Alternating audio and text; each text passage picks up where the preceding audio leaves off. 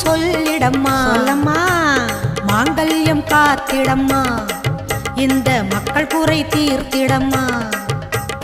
மாங்கல்யம் காத்திடம்மா இந்த